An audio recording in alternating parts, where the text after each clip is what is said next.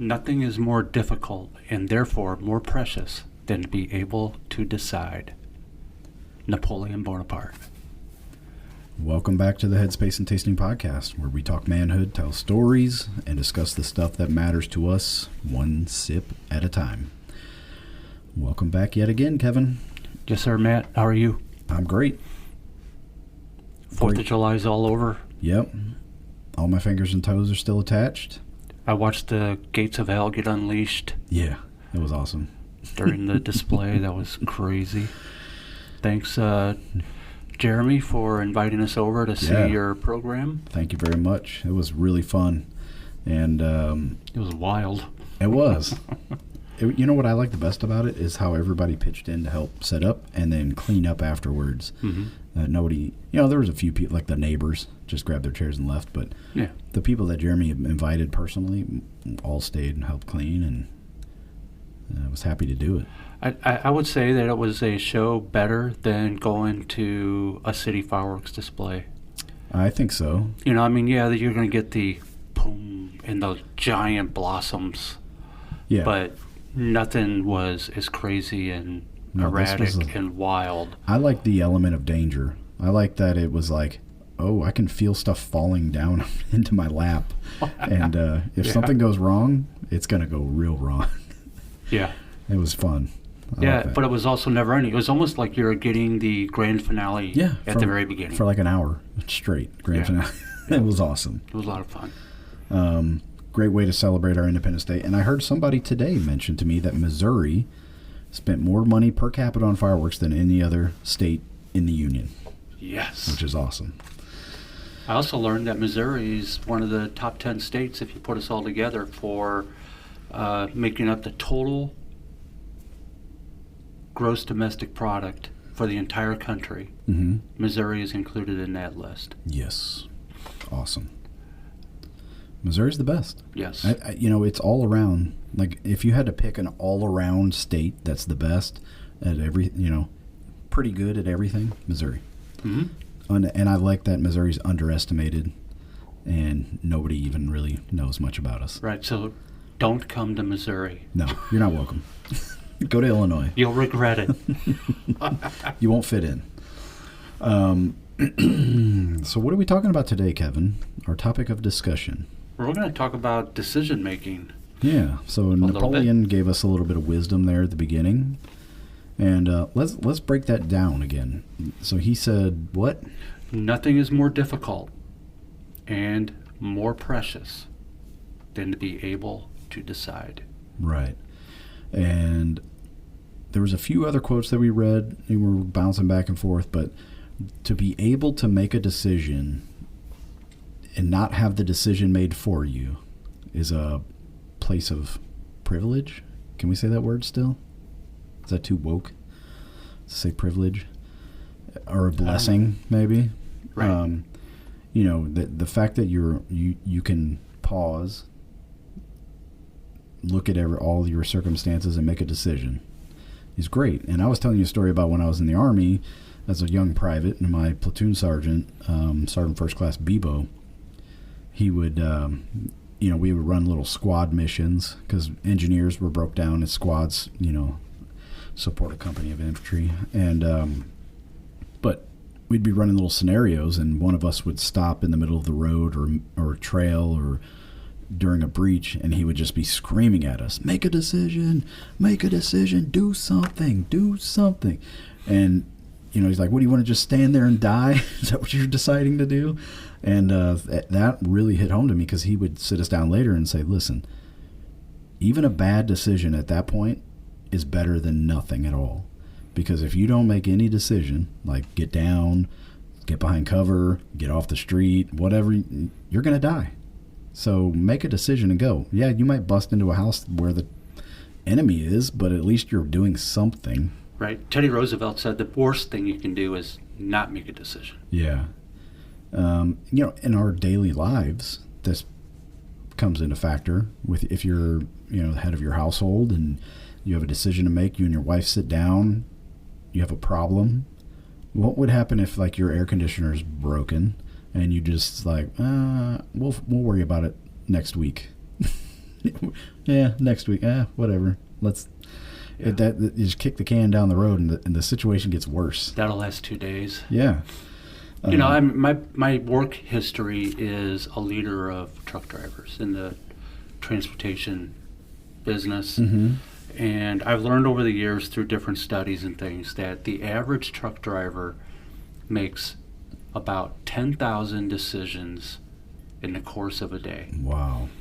And, think about that on the level of decision making. We, as if we start from the very basics when it comes to decisions, we don't even know the decisions we make. No, right. Because they're subconscious. Right. For instance, we're sitting here doing a podcast. Am I going to sit with my legs crossed? Am I going to sit up straight? My body just automatically does it. I don't even think about it. You could go down to breathing. You don't decide to breathe in and then breathe out. You just do it automatically. Mm-hmm. And you mentioned earlier fight or flight. Your body will just make a decision for you if it's an emergency situation. And you can train that, what would you call it, a reaction? Right, because how do you get to fight or flight? You can't get to fight or well, everyone has a fight or flight instinct. Yeah. Even little kids. And they're all triggered by different degrees of... Right, but you can train. Yes. Certain characteristics. Yeah, like stress inoculation, you can do that kind of stuff. Sure. But just from our daily lives, driving a car down the highway, if you're mindlessly driving your car down the highway and not thinking about stuff and just letting it happen, you're a danger to all these other people around you. Right. I don't even think about it. I get, 100 feet away from an intersection or a turn, my finger automatically flips the turn signal up or down on the switch. Yeah, so that's I'm not thinking about it. It's just doing it. Probably a habit-based decision. Yeah, but it's a decision. Yeah. Yeah, so you have, you can develop habits to where, you turn your turn signal on or different stuff like that. But important decisions that will affect the trajectory of your life, where you have time to think, to stop, think, and decide. There's a whole bunch of different methods that you could use. The big one is the pros versus cons, right? Mm-hmm. So like if you're house hunting, you want to find a house, you could definitely do a pro versus con on a house. And that's kind of what we did with our house here. I make a list about everything. Do you? Do I want to do this? Not. Yes or no? Why? Yes. No. No? Okay. Yeah. So it's a yes-no list or a pro-con list? It's a pro-con list. Yeah. But it's not necessarily yes or no, but it could be, again, anything. It's a simple list, but the list can get really long, like you said about house hunting. Really long list. Yeah. For us, it was what are we willing to compromise on, because we weren't going to find a perfect house. We tried. It's not working, so it's not necessarily settling for something that, okay, there's a roof and it has bedrooms. We'll take it. There was how much are we willing to put into this house to make it our own? Fixer-upper type stuff. Are we willing to do that? Neighborhood-wise, is it in the right location? So you have things that are non-negotiables. So do you list those out too? Like, these are our non-negotiables? Yes. Yeah. Your most important things. You got to have these. Yes. Yeah. Yes. We did that too. Like we told our realtor, these are our non-negotiables, period. And then we kind of said, give us a list of house based off this criteria. For me, the most important pro-con lists I've ever made were ones that involved jobs. Yeah? Okay. Yes. Deciding whether or not I wanted to leave the current work environment that I was in, or, when someone might reach out to you and offer a job, or you decide to put your finger in the water and just see what's out there. You might talk to a few folks, and then you're really making that pro-con list. Do I really want to leave and go there? Yeah. Or, is there something I can compromise a little bit on, to make it a little bit better on that decision, or not? Or do you just cut bait and say, nah, nope, yeah, I'll pass? Yeah. And it could be quick, or it could be a long process too, right? Yeah, those are always my toughest. The job. The job list. You think it's because of loyalty or security? A little bit of both. You know, again, growth and comfort never coexist. So, you know, we get comfortable in our environment, and your decision making can be manipulated by the environment you're in. Yeah. You know, I feel good in my environment, and yeah, this is being offered to me. I don't know what's on the other side of that offer. Right. You know, and am I willing to get uncomfortable to go there, or do I just want to stay here? And you know what? It doesn't matter whether you stay or go. The outcomes could be just as bad on either one. Sure. I decide to stay. The company goes bankrupt a year later. Mm-hmm. 6 months later, oh, I should have went there. Well, it's too late. Yeah. You know, and so, you know, you got to be able to make a decision and just run with it. You can't dwell on the decision you made. Was it the right one, the wrong one? We're getting ahead of ourselves, but you can't dwell on that, because if you're going to dwell on it, then you're just putting yourself in a hole that's going to be worse than the decision you made. Mm-hmm.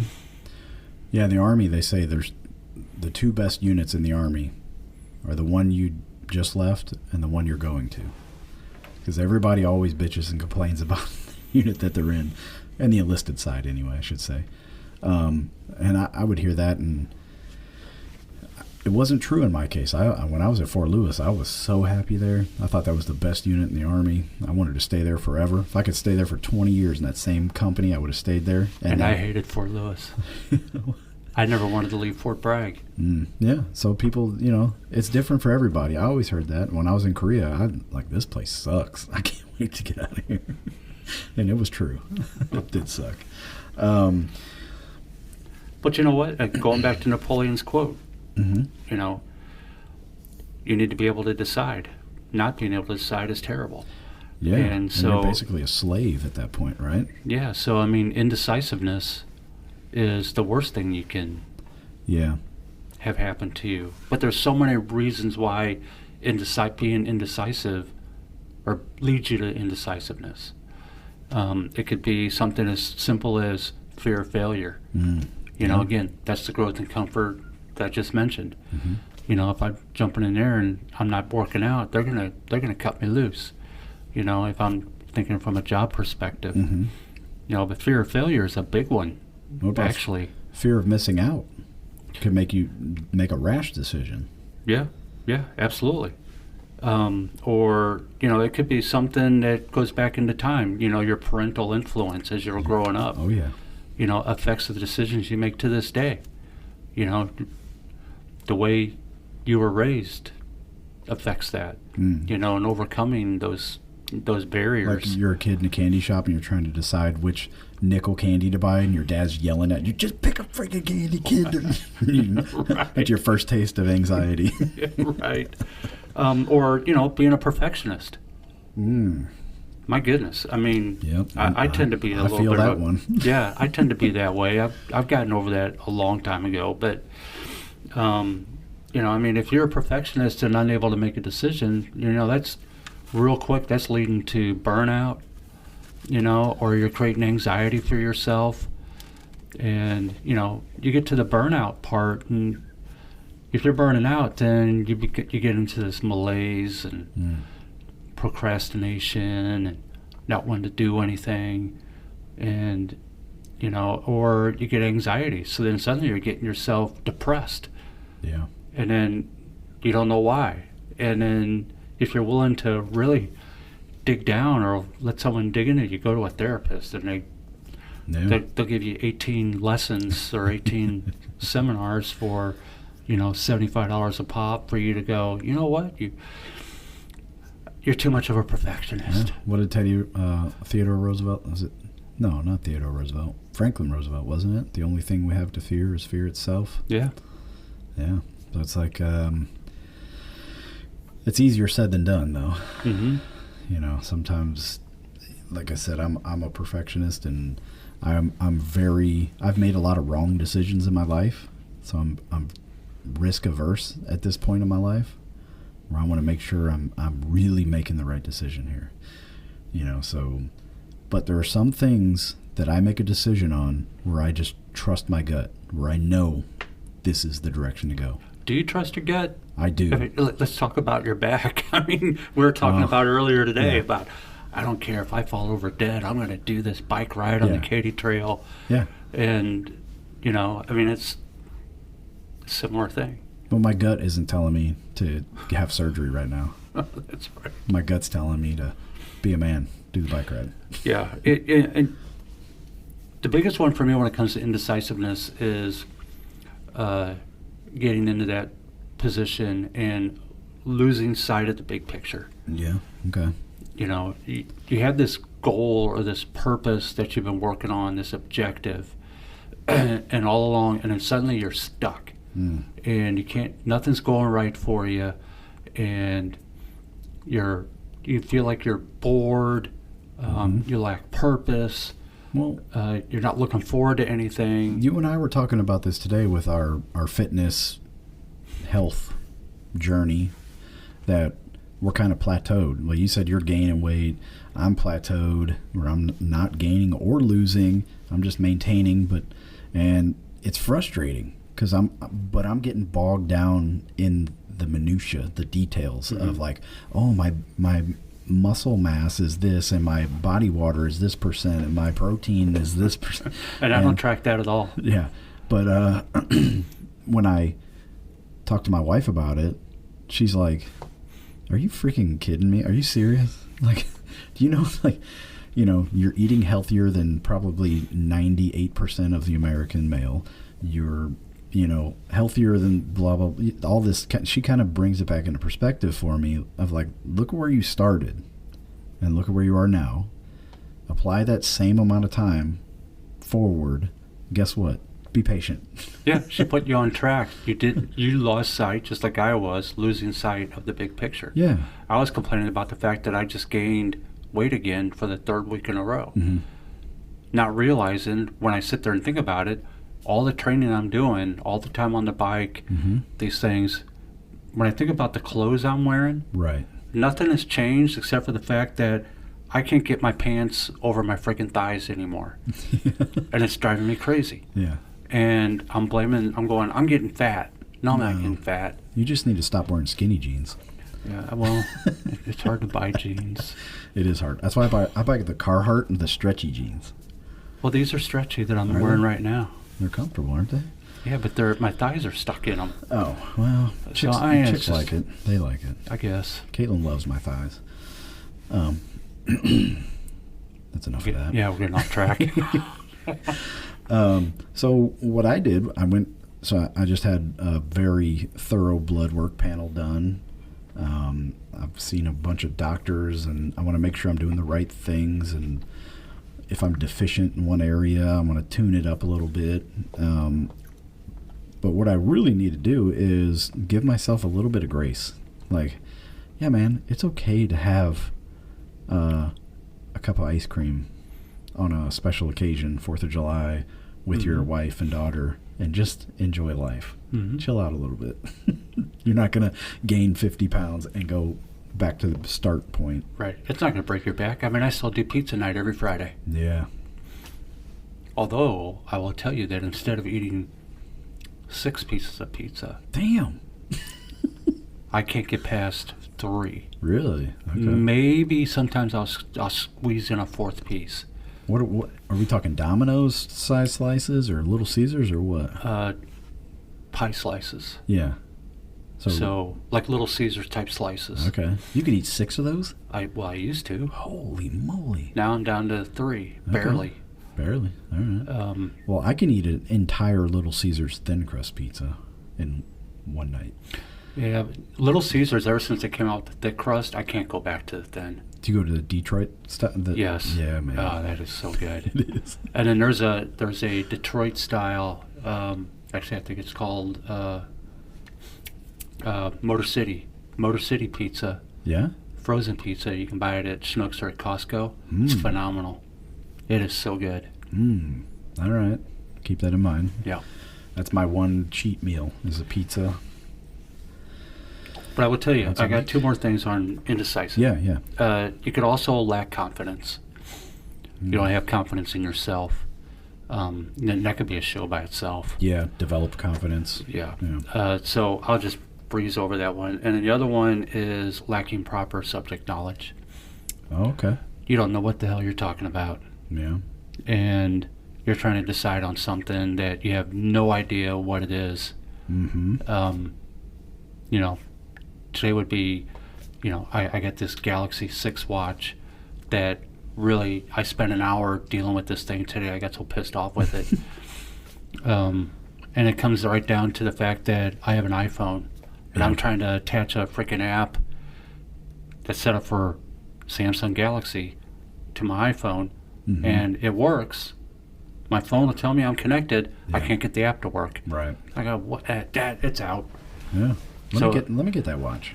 It's done. And, that kind of thing drives me crazy. Again, but that's for me, that's lack of subject matter expert. I just have no idea what I'm doing. I'm just trying to make it work. And, if I can get a Band-Aid on it and wrap some duct tape around it and make it work. And, all right. So I was indecisive on it all day long, and then my decision, very decisive, I just chucked it in a box. All right. Well, yeah, that's a decision to just move on. Just be like, all right, I'm done with this, and move on.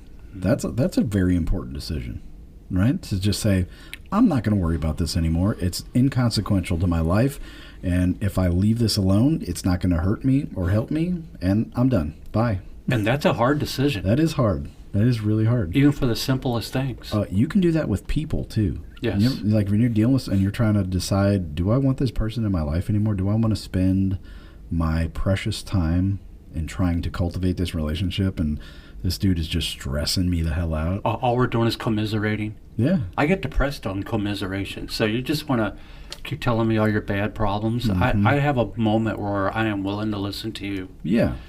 But if the whole time we're together, this is just all you're going to do, you're out. Yeah. I can't be around you. Yeah. Like I'll listen. You can confide in me. Right. But I'm going to try to help you fix it. I'm a fixer. So if you come to me with problems, I'm going to be like, hey man, let me tell you what I think we can do here. Yep. No. But that's if you right. just want to whine just to be a whiner, nah, take it somewhere else, man. Right, but I also get, the idea of you're just trying to unload to get that off your chest. Yeah. And you need someone to listen to. Sure. That's great. Yes. I'm that guy. I'll listen to you. Yeah. But once you get it off your chest, get it off your chest. Yeah, dudes need... Don't wear it. Here's the thing about being friends with dudes, as a dude, is like, tell me your problems, and they'd be like, you're going to say, man, that sucks. All right, rack them. Let's shoot. Let's play pool. Right. And but if you're gonna keep whining, go to the nail salon and do that. Right. You keep on doing it over and over again. Sooner or later, myself or someone is going to just say, "Man up, dude. What is your issue?" Yeah. You ever been out in the field and somebody's whining about it because it's raining? Like, oh man, this rain sucks. My socks are wet. My boots are wet. And they just keep going. Be like, yeah, dude. Thank you, weatherman. We understand it's raining. We appreciate it. Now shut the f up. Right. We got it.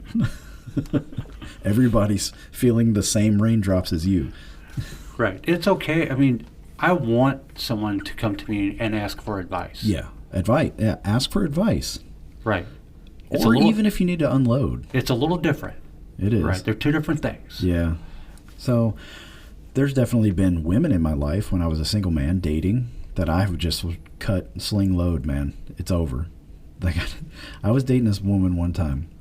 And I was a single dad, so I had 2 boys that I'm responsible for. Their mom was supposed to take them to baseball practice that night, and I had a night free, so I made a date with this girl I'm dating. And time comes for mom to come pick them up, and she doesn't show. And it's getting to be like, we got to go to baseball practice. We're going to miss it. And I made the decision. I'm taking my sons to baseball practice. Cancel the date with hot redhead. And so I called her up, said, hey, told her the situation. And her words were, is it going to be like this all the time? Are you choosing your boys over me? And I said, actually, you know what? You don't even need to worry about that because I'm never going to talk to you again. And I hung up the phone. That's an easy decision. Easy. So easy. But you have to be able to recognize those, Don't let your small brain lead your big brain. You know what I mean? Right. Yeah, so what are some decision-making processes that you use? Do you have anything else on indecisiveness before we move on? Because there's tools you can use to help you with this indecisiveness, right? Right. Well, that's why I called him out. Yeah. So pros versus cons will help you if you're indecisive. Yeah. We talked about fear of failure. Yeah. If you're a perfectionist, you got to have self-awareness. Sure. Yeah. In all walks in any area. Yeah. You need to be aware of who you are, what you're bringing to the table. And boy, our world is surrounded by people who are no longer self-aware. Dude. I always said, people say something crazy on social media, and I would respond to them, you've never been punched in the mouth for immediately saying something stupid, have you? Immediate consequences for your stupid actions seem to be few and far between nowadays. Right. I am pretty sure 99.8% of the people who make the trashy comments on social media have never said it to a person and want them face to face. Right. Yeah. It would be a different outcome. Yeah. I used to give out my home address. Actually, it's not entirely correct because they probably said it to their parents all their lives. Yeah. And their parents just, go sit in the corner. They say it into the microphone as they're playing Xbox, the Call of Duty or something. Instead of whipping the spanking spoon on them. Oh, yeah. We had a paddle in my house. We had a wooden salad spoon. That was our spanking spoon in the family. Yeah. My kids one time all lined up. Gail and I are sitting in the living room watching TV. And then, I've got 5 kids. All right, don't admit to anything that can be held against you. Yeah, it's too late. There's no such thing. So they all lined up, and all of a sudden they all come marching by like in a parade with the spanking spoon, and they're all cheering or chanting, "All hail the spanking spoon," as they march by us. And I got the spoon in front of them. It was hilarious. Oh, man. It was pretty funny. But you know what? The great thing about the spanking spoon is you don't use it very often. No. I don't think I ever used any implements to spank my children, but... Well, see, the thing is, you use the spanking spoon, you're removing yourself from the discipline. Oh, so it's like I didn't hit you, the spoon did. Of course, they all hailed the spanking spoon, not mom and dad. So, we're free and clear. That was great. That's some boomer stuff right there. It worked for us Gen Xers. Oh, man. On my millennials. Dude. So you said you're a big pros versus con guy? Like that, you use that quite often, and then you kind of branch it off. Pro con, the pros con's pretty basic, but then you can branch those off. The strongest, the most difficult decisions I've made, again, have to do with jobs mostly. Mm-hmm. But it was, using the classic decision matrix. Yeah. And having everything lined out, and then you have weighted answers, and then you put that number down the columns for them. How big of a piece of paper did you use for this? It could be part of what we use for our notebook here. Oh, okay. And then, then you get a weighted answer. So it takes the ambivalence and the... When you say weighted, explain that a little bit more. So something is... Let's say we're drinking bourbon tonight, mm-hmm. right? So when it comes to drinking alcohol, I would give a bourbon a 3, whiskey a 2, beer a 1. And then, so when it comes to deciding on what I'm going to drink tonight, how important it is to you, or how much you enjoy it. That's the level of importance. Okay. So then you get to that decision-making part for whatever that column is. So it could be pay, and it could be, right, or the cost mm-hmm. for bourbon, cost for whiskey, cost for okay. whatever. And then you put those, you already have a predisposed weighted number, and you put them in the different columns for the different decisions you're making for the outcome. Mm-hmm. So for job... so pay. Right, A or B, P, what's the weight of pay? Yeah. is pay most important? Am I going to rate it a 5? But I have these predetermined numbers before I go to the decision. So is it usually 1 through 5? Or is Yeah. it could be more? No, it's 1 through 5. Okay. And then so when I get to pay, job number 1, 50,000. Job number 2 is 60,000. Well, so job number 2 was going to get a 5 because pay is the most important. It could be benefits, location, and actually I would break down benefits even. Yeah. Medical, 401k, everything has a weighted number. And then as I go and I'm picking out the jobs, I just put the numbers in there, commute, hours work, all that stuff. And you get to the bottom, and then rather than going with your gut or intuition, the decision matrix automatically gives you then a weighted number. And job B could be a weighted number of 58 or 55 maybe, and job A is 47. Well, the decision matrix is telling me to go with job B. Yeah. Do you take emotion out of it fully? Well, that's the purpose of the decision matrix, is to eliminate emotion. But I would tell you that honestly, emotion will not go away. No, but it you always does have a inhibit bias, it. right? Yeah, but it does inhibit it enough to give you a reliable answer. Okay. Yeah. Yeah, I'm more of a gut instinct, gut feeling decision maker when it comes to jobs. I can kind of, is this what I want to do? Is this something that's important? Like, do I get a sense of, accomplishment out of this? Does it fulfill me in the things that are important to me? Pay for me was always kind of secondary, but everybody would be different. So if I ran my decision matrix, it would still work for me, but I would just have different weights on different categories, right? If you're going with your gut, are you working on intuition, your feelings? Some what I would say is like my gut's telling me this, but I know that from being self-aware, I know that sometimes my gut can be irrational. Sometimes I might be making a decision out of fear or anxiety driven. So I need to detach from my emotion a little bit and observe, kind of, I use the OODA loop, the observe part of it as really like, why am I feeling the way I'm feeling right now about this?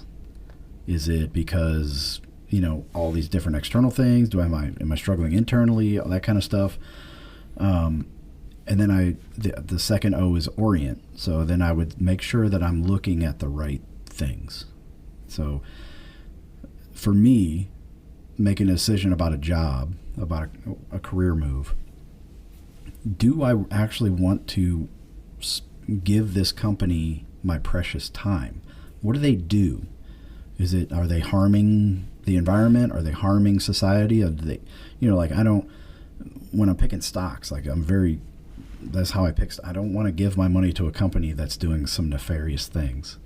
I'm not going to mention any companies, but orientation's really good because you have to orient yourself to do your best to get distraction away. Because really, ultimately, what's my end goal? Where's my point B? I'm at point A now. Where's my point B? Retirement, financial security, a sense of accomplishment in life, that kind of stuff. Is this job going to lead me there? Or is this, halfway between A and B? Is this, do I need to go there to learn some skills or whatever? Then you'd have to make a decision. So let's say, when I was moving here to Missouri, I had 3 companies actually accepted a position with a different company before the company I'm working with now. And, I had to make a decision. So the commute and proximity to my family was very important to me. So I kind of did like you, the pros and cons, and had weighted different things were weighted. I could take more money, but I'm also going to be sitting in an hour of traffic in the morning and an hour of traffic at night. I would have to go. They run multiple shifts, so I would be expected to bounce back and forth between multiple shifts and that kind of stuff, Then there was a comfort feel, thing. It was a bigger, larger corporation, or do I want to work for a small family-owned company? Those kind of things. So, observe, orient, decide, and act.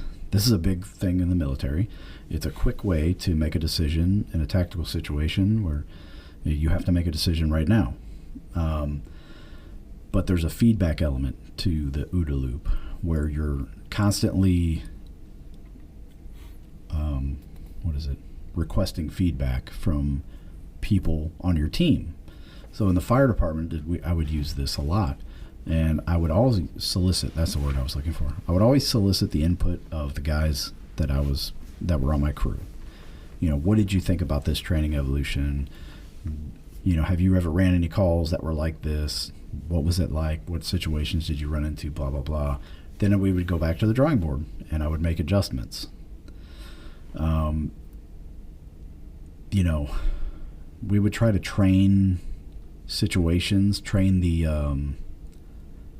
decision making out of a situation. So like a structure fire, we would try to train as realistic as possible and throw in as many variables as possible during training, so that way when you get to a real fire, it's easy. Your decisions just come naturally to you. You don't have to really make decisions, they just come naturally. But when it comes to like a career move or moving from South Carolina to Missouri, that was a gut decision to move here, because I just felt it. We got to go. We have to go to Missouri because my family needs me. And thankfully my wife trusts me and loves me enough to follow along. And she agreed with me. Well, that kind of fits in. There's, doing my research, there's 3 elements to making a gut decision. Okay. The first one is it's intuition from experience. Right? That's when you're going to go with your gut. These are things that you should go by if you're going to go with your gut. If you can't match up any one of these, don't go. Don't listen. Then it's pure emotion, probably, yeah. Right? So the first one would be intuition from experience. The second one is making a quick decision. Again, fight or flight was a good example. And then the other one is emotional alignment with values. So to me, that's the best gut decision. Yeah. Because it's either you're going to make the decision because it fits in with the person you are, and right away, you could feel it in your gut if you're like, oh, I don't feel right about this. Yeah. Right? Yeah. Oh, yeah. And so those are the 3 types, really, that fit in on that, and you nailed them. Cool. There's a ton of other decision-making processes, right? That can be, I would call it, you ever heard that phrase, paralysis by analysis? Oh, yeah. Where you're just constantly, like your pros versus con list could be 30 pages long if you really wanted to spend that much time doing it. And then if you're branching off other elements off each pro and con, you just filled a whole book and you have accomplished nothing, and the opportunity could be passed. Over research, over planning, to the point where you do get yourself into a stalemate. And sometimes I think it's on purpose. We don't realize like self-sabotage. Yeah, we're doing it on purpose. Out of fear, probably. Fear of failure. Most likely. Yeah. They're all interconnected. They are. They really are. In some way. Your upbringing, your experiences in life all play a role in that. And, Van Halen said it best. Might as well jump. Right. Just go for it, man. Especially big life. You can make mistakes in life. There's a lot of life. Some mistakes you can come back from. A lot of them. Like, obviously, committing a major felony, that's going to put you in prison for a long time. But there's a lot of, like, a job change, for instance. You could go leave your comfortable career and take a risk, and it doesn't work out. And guess what, man? You could probably have a lot of time to start over again. You'll be fine. Yep. And I have a special place for folks who all they do is tell me how bad their job is, Hmm. and they're still there. Yeah, just leave, dude. What? You don't owe them anything. Go find a job. Yeah, I don't get it. But there's that security, man. People love that, holding on to that security blanket. It is. I think it's two things. One is the security blanket. Mm-hmm. Another one, mentally, I think it is a way for them to get attention. Oh, okay. Like pity party. Yeah. Yeah. And maybe not understanding that that's exactly what they're doing. Okay. And unfortunately, if you call somebody out on something like that in today's world, you're mean. You're an asshole for doing that. How dare you? You're terrible. But I mean, there's truth in it. I mean, if you're willing to, you have to. I mean, it's so hard to explain, but you have to be willing to open yourself up. Again, what you mentioned, feedback. Mm-hmm. It's feedback from others. It's feedback from yourself. Listen to what you're telling yourself. Yeah. Sometimes your intuition or your brain is telling you, screaming at you to stop. Mm-hmm. But you're just like stubborn and you're going to keep going forward. Yep. Or it's telling you, go, go, go. And you don't. Right. And you know, you have to think on it. You have to be willing to sit down and think on it. You have to be willing to sit down and meditate on what it is you're trying to do, especially on a big decision. That's a big one. Yeah, You just sit have in to. silence and think about it. Think about it. Write it down. Write out the notes. There's nothing that people are so afraid to get a pen and paper these days. I don't know what it is. You know, you don't have to keep a diary, No. but have a notebook or something handy and just put it on paper what it is that is really bugging you. Yeah. And just write it out. And you know what? Don't be afraid to write out something that you disagree with. You're telling yourself you disagree. Well, a lot of times it's just a boogeyman that's not real. And you write it out and you're like, man, that's silly. What am I worried about? Right. You know, this is really ridiculous. Right. But if you're unwilling to accept what you just wrote, Right. then it's more than just self-awareness or fear. Mm-hmm. You've got something else going on, and you really need to address that. Do some soul searching. Yes. You know, there's being a Christian, there's an element of God's will, of like you feeling, is this what it feels like to be led towards something, or am I projecting this into my life, or what is God's will for me, and that kind of stuff. You ever had those thoughts, like you're just like, I don't know what the heck is going on, but whatever his plans for me, let's do it. Let's get it right. And that's a whole other type of decision. You know, there's people who give up their entire careers, lives, take their families and move to sub-Saharan Africa and become missionaries. I don't understand it, man. That's beyond me. Mm-hmm. I've had some very good friends that moved to Morocco to become missionaries, and then they went to I have friends in Haiti. Uganda. Haiti. Yeah. I have friends there doing this. Man. And yeah, I just don't know what was that decision-making process like? Or was it just a simple conversation of, yeah, God said we need to go to Haiti? I don't know. Even then, I don't think it's a simple conversation. It can't be, right? I would love to have a missionary on the show. That'd be fun. Talk about how they made that decision.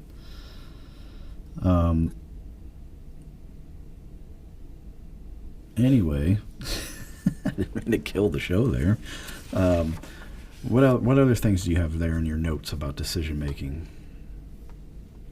Well, I'm deciding that I'd like to take a little bit of break from what we were talking about and talk about what we've been drinking tonight. Okay. We've only had one drink, to let the people know. Well, I kind of poured it pretty heavy, though. Did you? Yes. Oh. Okay. Well, what are we drinking tonight, Kevin? It is Yeah, there you go. Old Forester, 1920 Prohibition Style bourbon. Don't know its age, or how long it's been aged, I should say. But best guess is between 4 and 6 years. Mm-hmm. It is 115 proof, hot. we thought it was the highest one we drank, but there was one other that we tried earlier in one of our episodes that was also 115 proof, so we got a new record to shoot for. And a little bit of background. This goes out to our listener Chris, who told me over the weekend who likes listening to our show because we are teaching him about bourbon. Drink responsibly. Things he never knew. So thanks, Chris, for listening. And so 1920 Prohibition Style, that's the name of this particular one by Old Forester. So Old Forester is distilled by Brown-Forman.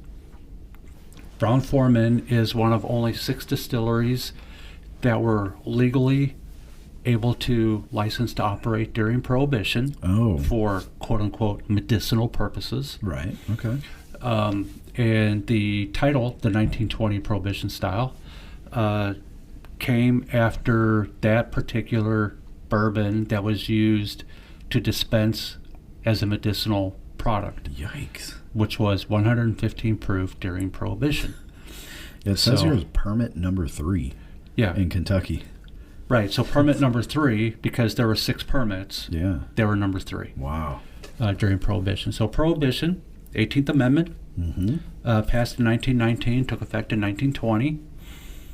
And then the funny thing is the intent was to A, reduce crime, B, improve the public health, and C, strengthen families. And what we found out through Prohibition is crime went up. Yep.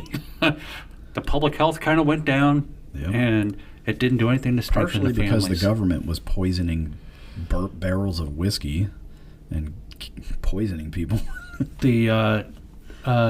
It did give rise to the speakeasy, and we know today that the speakeasy organized is a crime became cool thing to do.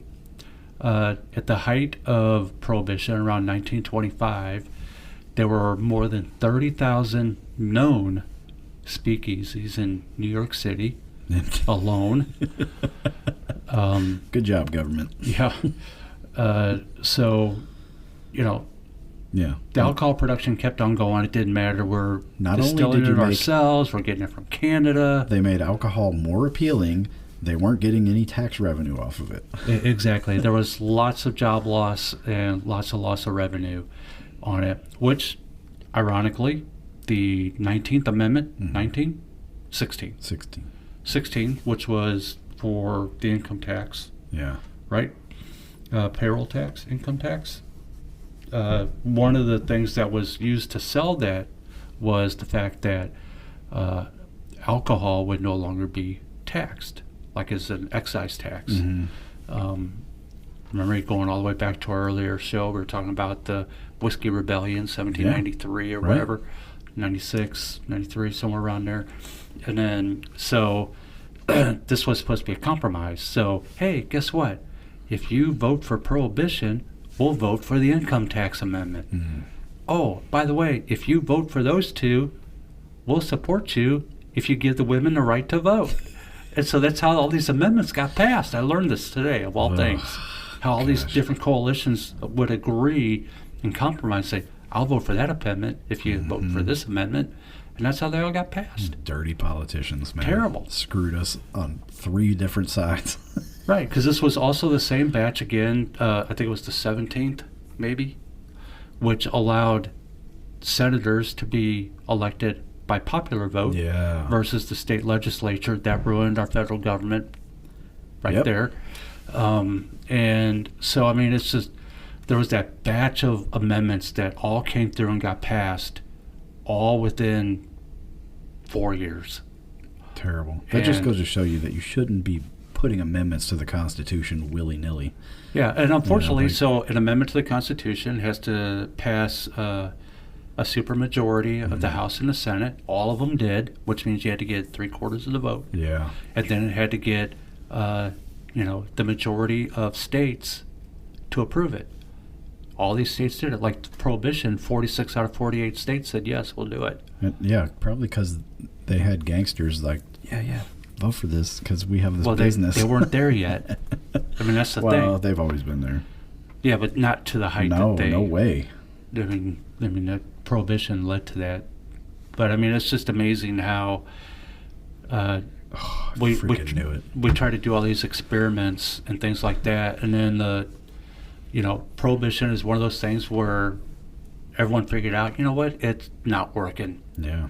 And then so we finally repealed it, took effect in 1933 under Franklin Roosevelt, and So who was the president in 1920? yeah, Woodrow Wilson Probably the worst president in the history of this country. has to be. He was the worst. He's second on the list of mental breakdowns past Biden. Yeah. So yeah, Biden was number one. He was the worst. And then you have Wilson. Wilson was having a mental breakdown ever since the end of World War I, when he went over to Europe to try to negotiate the League of Nations and to try to get people to come together and demilitarize. And Europe wanted nothing to do with the U.S. at that point. Right. The Because we were Europeans, isolationists. right, and the Europeans were still the way they are today, even in World War I, even back then. They're still the same. Looking down their nose at us. Yeah, and they're causing wars every other day. Look at right now, Ukraine and Russia fighting, and all the other European countries trying to get involved Cheering in some them on. way. And it's just classic Europe. I mean, these Europeans are the Visigoths and all them other, the Hun and. Well, they still have kings and queens. Like, how silly is that?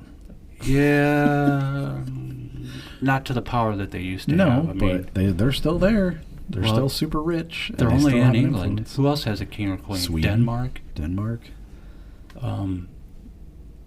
Most of the others are all gone. You know who Poland says their king?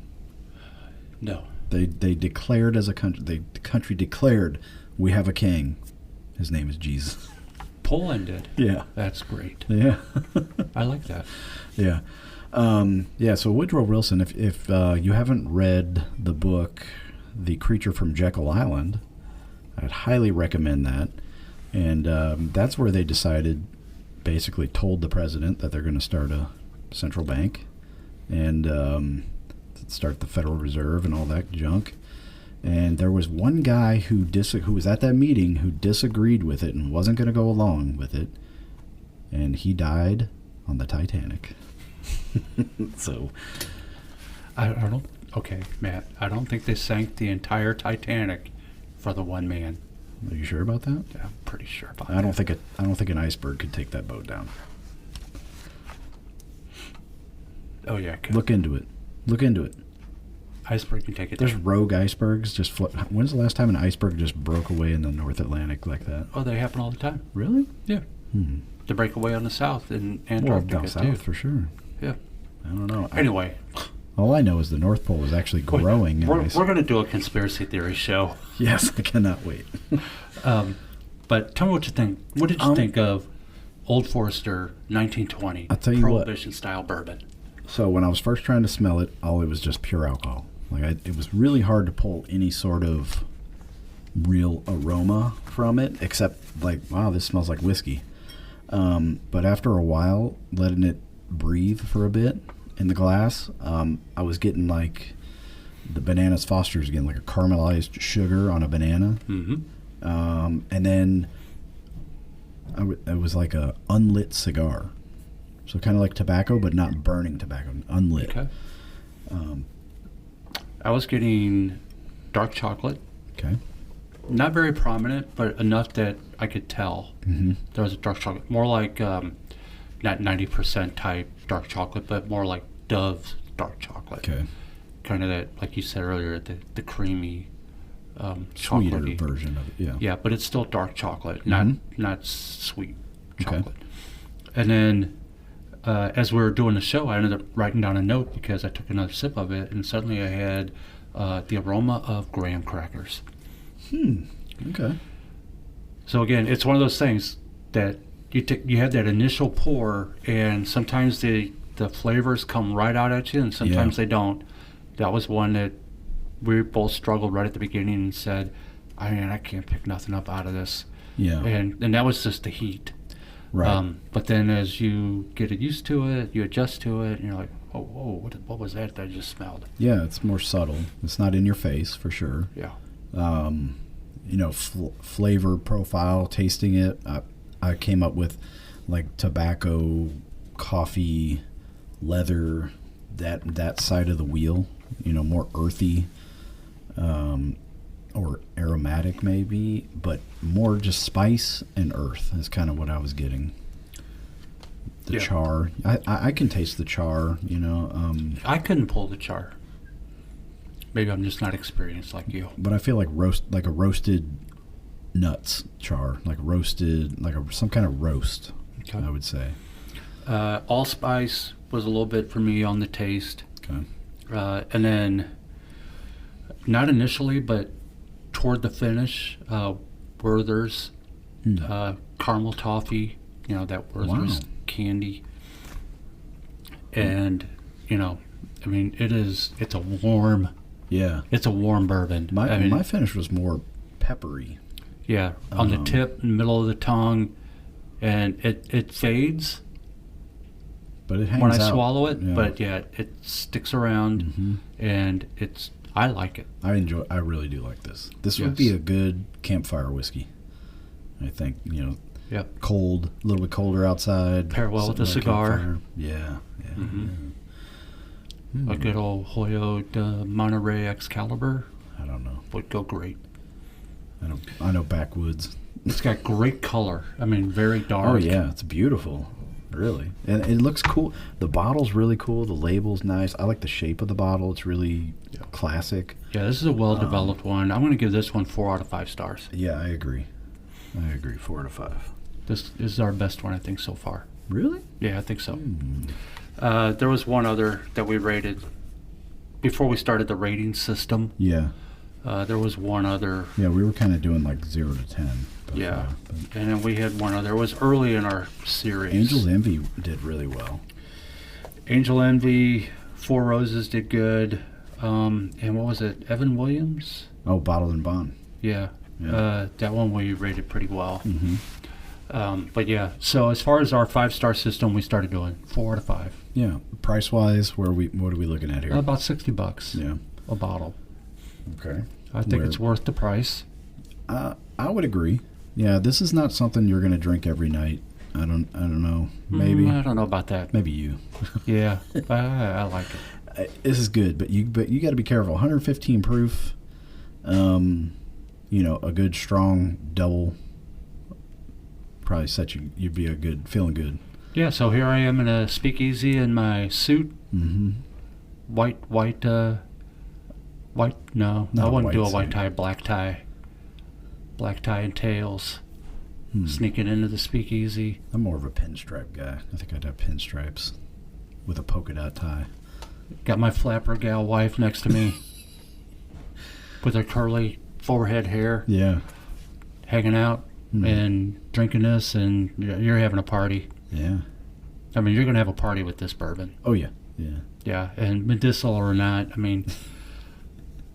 But you know what, honestly, if I'm going to, in the wintertime when I'm getting a cold and I'm going to kill that flu, a hot toddy is great. This is a great bourbon. Oh, yeah. To go for a hot toddy. That would be good. Yes. How do you make your hot toddies? There's different ways. Oh, my gosh, I don't have it by memory. Yeah? You put cloves, cinnamon. No, I'll do a cinnamon stick, hot water. Honey. Ounce of bourbon, honey, and I'll squeeze lemon into it. Yeah. So lemon, honey, bourbon, hot water, cinnamon stick. Those are the 5 things. Okay. And I'll even have it before. If I am sick, I will have it before work in the morning. Yeah. And it works, man. I'm telling you. Better than Dayquil. It is, honestly. Yeah. It is great. For them to say it's a medicinal and you actually got a prescription for bourbon at some point during Prohibition, there's a reason for that because it really does work. Yeah. It soothes a sore throat. It's going to kill a cough, and it's going to bring down that fever. Yeah. It's great. I don't need a flu shot. The same argument is for medicinal marijuana, for cannabis too. Like all the... Yeah. Come on now, man. Don't be a hypocrite. I'm not being a hypocrite, but there's more studies done on the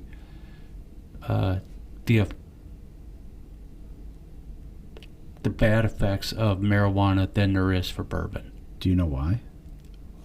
Because there's more money to be made in bourbon, tax money. No. Because of during the Nixon administration, it was used as a weapon against the anti-war people. They labeled it a Schedule 1 drug, and Schedule 1 drugs you cannot do research on.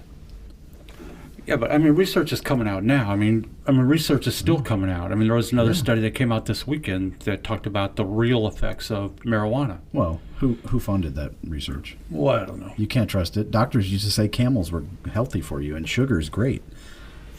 You know? My dad smoked 2 packs of Camels unfiltered every day. How was his quality of life? Oh, he had no issues when it came to smoking. Really? No way. Don't smoke, kids. Exactly. Don't smoke anything. Marijuana, cigarettes, cigars. Leave it alone. Hot, like vapors going into your body is super unhealthy, no matter what it is. You could be burning, like, don't breathe in burning wood. Don't breathe in any hot gases. All right, now don't be a hypocrite. Because I like the fire pit. But just don't breathe in the hot I just vapors. want to immerse myself in the smoke. You sit in the smoke? Is that right? Oh, I do. And just let it get into my skin and You ever done a sweat lodge? You ever tried that? no. But Man. my daughter, our number 1 listener, does a workout in a sauna. It's called Hot Works. Oh, okay. And it's a sauna gym. Wow. That's And- hardcore. Yeah, well, I couldn't do it. No way. No. Couldn't do it. I went to a camp when I was in grade school. I went to All Saints Catholic School, and we went to this camp called the Odd Homestead, and where we lived on basically a homestead from like the Western expansion days. We had to draw water from a well. We had to dig a latrine, move the outhouse, and then we would, for our baths, we would just go to do a sweat lodge. It was a tent, and we brought rocks in, put it on the fire, put steam, make steam, and you're sweating. Then you go jump in the pond and scrub your skin really hard, and then go back in the sweat lodge, back and forth. It was disgusting. A bunch of teenage, body odor. It was gross. I don't know how people could wrap themselves in plastic and do that kind of. I don't even know if that's a thing anymore. I did that when I was competing in jiu-jitsu tournaments. I would cut weight. I'd wear the plastics, the pants and the shirt. Is that still a thing? It's super unhealthy. It's really not advisable to be doing that. No. In the days when NASCAR was real, there were drivers who would suit up in winter gear in the middle of July and have the windows up, heaters full blast on their cars, and drive around to like lose the weight, city so of they're Atlanta lighter for the race. and get used to the sweat of being into the race car. Yeah. And that's what they would do. Well, that would be like inoculation, but if you're just cutting weight, like I had to make, I was like, I need to weigh 145 pounds, but I weigh 155. I would try to lose 10 pounds of water weight. But I mean, is that still a thing? Do people still wrap themselves in plastic? Yeah. I didn't know. There's actually a product called Sweet Sweat that you like. It's like a balm you put on you, and it's kind of like icy hot, and it makes your skin. And then you put the plastics on, and you go ride a bike, and all the water. It's horrific. Your brain, like you're dehydrating your brain, you're dehydrating your organs. It's really ridiculous. Definitely don't recommend it. Did you know the word incorrectly is the only word in the English language that when it's spelled correctly, it's still incorrectly?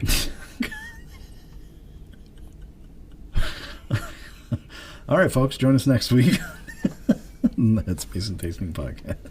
Are we at that time already? No, we're like an hour in. Oh, wow. Hour 3. All right. We hit. I didn't realize we hit our target. No, we're doing good. Okay, so we rated Old Forester 4 out of 5. Yeah. It is tied, I think, for the top on the 4 out of 5 rating, right? Oh, no, we have a 3.5. Yeah, we haven't had a 4 yet. Wood Hat, Red, White, and Blue Corn was 3.5. Yes. And so this is on the star rating, this is the highest. Yep.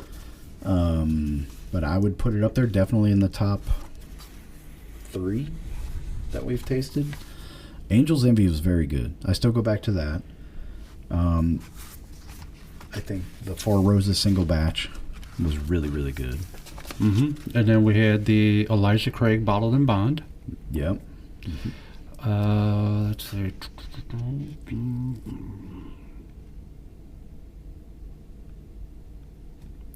Yeah, I think those were our top ones. Okay. Cool. Yeah, we're getting to the point. We say this every show, or at least I do. We're getting to the point where we need to revisit, maybe do a top 10 list. Do a flight. That'll be a long day, man. Yeah. All right, closing my notebook. Next week, we will be back with another topic that we haven't decided yet. We'll figure it out tomorrow. If you have an idea, Yeah. you can reach out to us at showmemk@gmail.com, or you can comment on our Spotify Page? thank you. Is that what they call it? I think so. The Headspace and Tasting Podcast. Or you can do it on Facebook, which is probably the easiest way to communicate. The Headspace and Tasting Podcast. And you can find us on YouTube at the Headspace and Tasting Podcast. Yeah. We, I don't know how many views are we getting on YouTube. Not many. No. Get on there, youngins. No, but we got to get our old shows up there. Yeah. All right. I'm excited. I know somebody's going to come through. If you want to donate a bottle, email us as well. We'll come pick it up. Or you could deliver it and be on the show and talk about it if you want to. Sure. We're looking for guests. If somebody wants to be a guest, you're welcome. That's all I got, man. Do you know what you're going through? No. Okay. I was just thinking of the first line of Mahogany. What is it? Well, was that Dinah Ross that sang that song? I have no idea what you're talking about.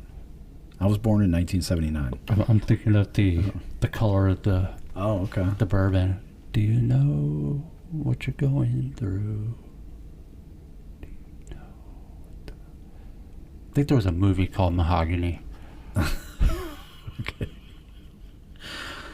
All right, I'm gonna put this dog down. Have a good night, folks. Thank you for joining us. Peace out. And we're recording. So we had a little post-show discussion and realized we were leaving out a couple very important things. Yeah. That we want to talk about now and not let it go. Right. We made the decision to hit record again. Right. I mean, there's a lot out there, and even us, most of our show we talked about how to make decisions or why. Well, how to make decisions, but we didn't talk about the why. Yeah. We need to make certain decisions. Right. And, the why is important. You can't go through and just make a decision for the sake of making a decision. It makes no sense. Mm-hmm.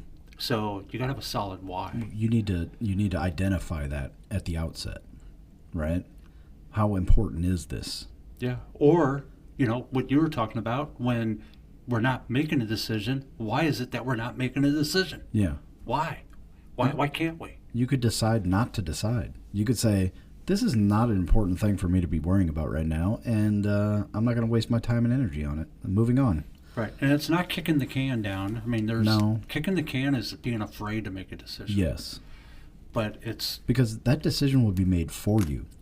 If you don't make it, if you let things fester, something important, the decision will be made for you, and it's probably not going to be fun. Yeah, I think that's where you have to understand that you control what you can control.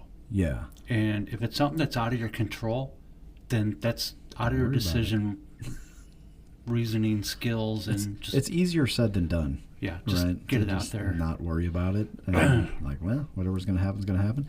Right. Like an asteroid's going to hit the Earth. What are you going to do?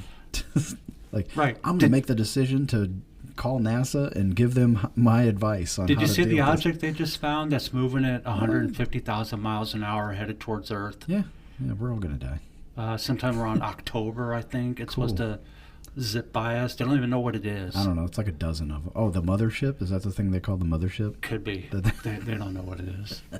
All right, bring it on. What are we going to do about it? Live life. There's drink so a bourbon. much. There is so much to decisions. I'll say this. Don't be afraid to make a decision. Yeah. Because being indecisive is going to be the worst thing you could ever have happen to you. Mm-hmm. And no decision is a decision. It is, absolutely. And you can take that from extreme circumstances, like responding to a fire, being in combat, to, should I clean out my refrigerator? Do I want to get a driver's license? Get a driver's license. Or not? Or should I pay my taxes? Am I going to get a job? Yeah. Do I want to switch jobs? It could be... Man, what about the decision to get married? Like a woman that you love. That's a huge life-changing decision. And if you don't make a decision, guess what, dude? Somebody else is going to get your woman. Right? Like, she's going to get a husband, and it might not be you. So you better get while the getting's good. When it comes to marriage, I think that is one of the few things as a man that if you procrastinate on, you just lost. Oh, yeah. You're done, man. Done. Because she's out. Yeah. She's going to leave you. There's I'm like done with you. 10 other guys that would love to be in your position, and they're going to pull the trigger. I think that's got to be one of the... Even having kids, like, dude, whatever, have kids. Like, there's never a good time to have kids, right? Kids is going to be a killer. That doesn't even come close to the decision of finding the woman that you want to marry and making that decision to ask her. What? Are you crazy? How dare you? I don't think you have enough kids, Kevin. Well, you're right. I wanted 7. Well, there's always adoption. You're right. Then I had number 5, and I said, I don't want to be 60 years old when my youngest turns 20. You know what you need, Kevin? I'm done. You need some grandkids. Yeah. Ladies, let's go. It's a different world. People don't get married until they're 30, 35 years old now. That's ridiculous. What a waste of time. What a waste of time.